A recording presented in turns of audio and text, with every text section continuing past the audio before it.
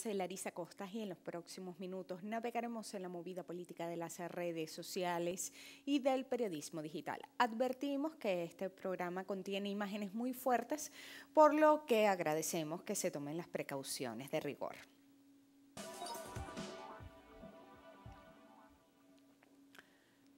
En 1184, la Iglesia Católica creó la Inquisición, una institución que buscaba extirpar las libertades, especialmente las relativas al pensamiento o la fe religiosa. Los frailes dominicos Heinrich Kramer y Jacobus Sprenger crearon un manual de la Inquisición que se convirtió además en un auténtico bestseller de su época, pues fue reeditado 14 veces hasta el año 1520, convirtiéndose sin duda en la obra más vendida de su tiempo. En él se ofrecían datos para identificar a posibles brujas que según tenían hasta el poder de evaporar el miembro viril de los hombres. Bartolomé Benazar aseguró que el Estado moderno español encontró en la Inquisición un instrumento sin par de cohesión ideológica. Garantizó un cuerpo mental y psicológico que actuaba a través de la sutil difusión del miedo. Así imponían la religión, la política y la estructura social. En el Simposio Internacional sobre la Inquisición celebrado en el Vaticano en 1998 se definieron dos tipos de Inquisición. Por un lado, la de la Iglesia Católica y por el otro, la de los tribunales civiles, aunque estos en el fondo juzgaban en nombre del mismo Dios. El Vaticano reconoció que en la hoguera fallecieron o asesinaron 25.000 personas en Alemania, en Polonia y Lituania 10.000, en Suiza 4.000, en Dinamarca y Noruega 1.350, en Reino Unido 1.000, en Italia 36 y en Portugal 4. En España habrían asesinado a 49. Esta cifra despierta la indignación de los historiadores que calculan que más o menos 100.000 personas fueron procesadas, de las cuales 18.000 habrían terminado en la hoguera. Según Juan Antonio Llorente, este número habría sido 31.192 personas quemadas vivas. Solo en España, ojo, en el año 2000 la Iglesia Católica pidió perdón por los pecados cometidos al servicio de la verdad. Qué extraña manera de disculparse, ¿verdad? Olga Lengel sobrevivió al campo de concentración de Auschwitz. Es la autora de una novela biográfica conocida como Las 5 chimeneas, en referencia a los hornos crematorios de ese campo de concentración. Allí se consumieron en cenizas los cuerpos de sus 2 hijos y el de su esposo. De los crímenes nazis denunciados con mayor sensibilidad por la comunidad judía, destaca la quema de personas, templos religiosos y comercios. En la masacre de Santa Ana de Stacemma, en Italia, el 12 de agosto de 1944, los soldados nazis y milicianos fascistas asesinaron uno por uno con metralletas y lanzallamas a 560 civiles, entre ellos a 107 niños menores de 14 años. En la masacre de Gardenleggen, cometida el 13 de abril de 1945, fueron quemados vivos 1.016 prisioneros. Coincidiendo con las prácticas nazis, la dictadura argentina, encabezada por Jorge Videla, también cremaba sus crímenes. En las instalaciones de la Escuela de Mecánica de la Armada funcionó un centro de detención, tortura y exterminio en el que asesinaron a por lo menos 4.500 personas y sobrevivieron solamente 500. El informe Nunca Más dedica un capítulo completo a la desaparición de cuerpos por incineración, proceso además que recibía la vulgar denominación de asaditos.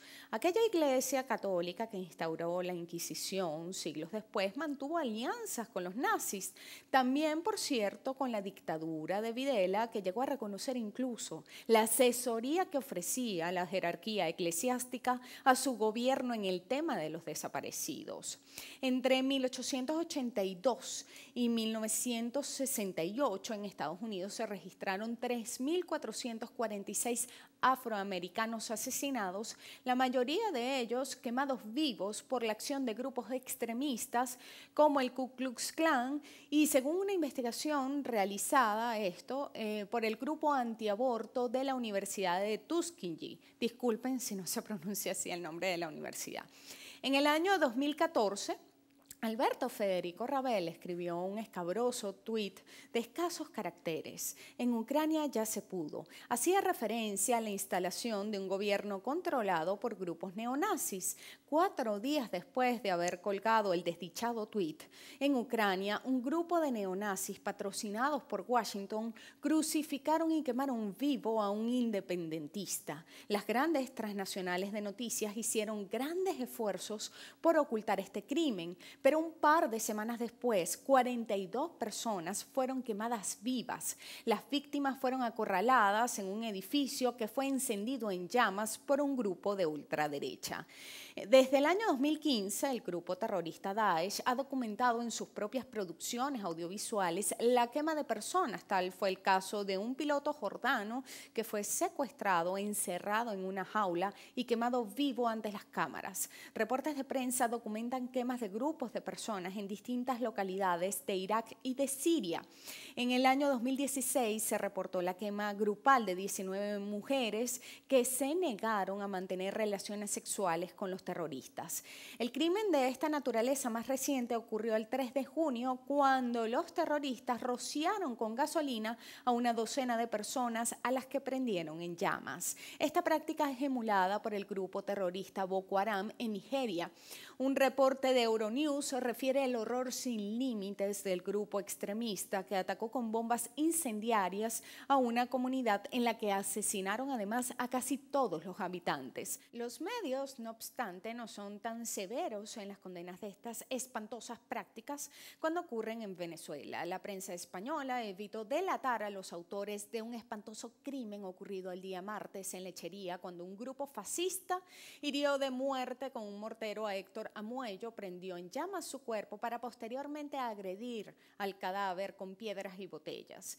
Medios nacionales prefirieron seguir las lecciones del manual de la Inquisición, criminalizando a la víctima, describiendo su ideología y pertenencia a un grupo político como si esto se tratara de una amenaza. Ese mismo día, en la estación del metro de Altamira, un joven transeúnte fue identificado como chavista por un grupo fascista que estaba manifestando en las inmediaciones. Recibió heridas punzopenetrantes y quemaduras en una porción importante de su cuerpo. TV's Pueblo entrevistó al joven que aseguró encontrarse en el lugar buscando a un familiar, pero medios de comunicación han difundido otra versión de los hechos y aseguran que se trató de una riña entre miembros de la mal llamada resistencia por el cobro de peaje a los vehículos. ¿Qué tal? Red58.org elaboró un mapa en la aplicación de Google en el que documentan 23 casos de personas víctimas de armas incendiarias registradas en distintas fuentes de prensa. Citamos textualmente: este tipo de crímenes inéditos en la historia contemporánea de Venezuela se han producido en 5 regiones del país en los últimos 118 días. En la región capital 15, Lara 4, Zulia 2, Anzoátegui 1 y Táchira 1. 3 de estos hechos ocurrieron cuando involuntariamente estallaron explosivos en las manos de los propios manifestantes de la oposición. Aquí voy a hacer un alto. Este recuento que está haciendo Red58.org es anterior al sensible fallecimiento por el accionar de un mortero del joven Andrés Uzcategui.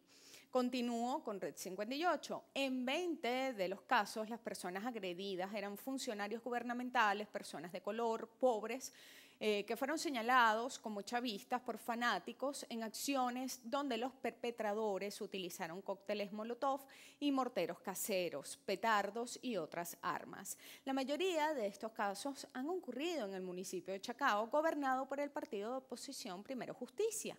Jóvenes rescatados del terrorismo y la guarimba que han ofrecido testimonio a autoridades y a medios de comunicación denuncian a esta organización como la principal auspiciante de estos grupos. Según cifras que obtuvimos gracias a la colaboración del puesto general del comando del CEOFAM, 62 funcionarios presentan lesiones por quemadura, lo que equivale al 13% de los guardias nacionales heridos. El fuego, como arma de guerra, asesina o te marca para siempre.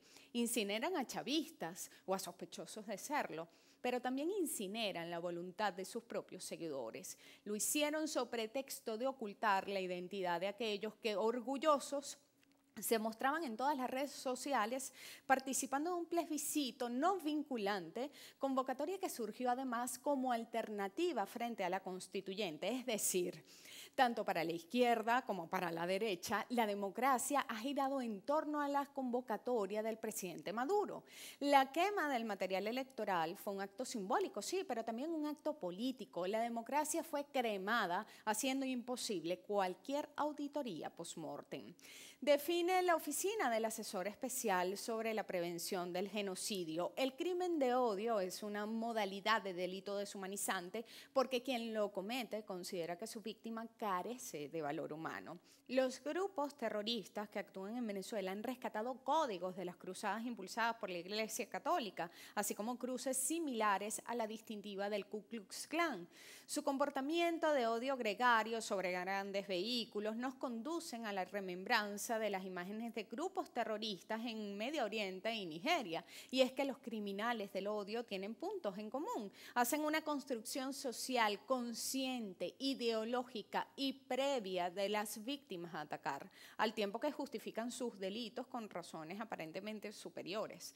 No es un deber exclusivo al chavismo salvar a Venezuela del odio. Esa es una tarea de todos y es urgente. Mientras ellos reinciden en el odio y la violencia, nosotros reincidimos en el amor y la esperanza. Hasta un nuevo clic.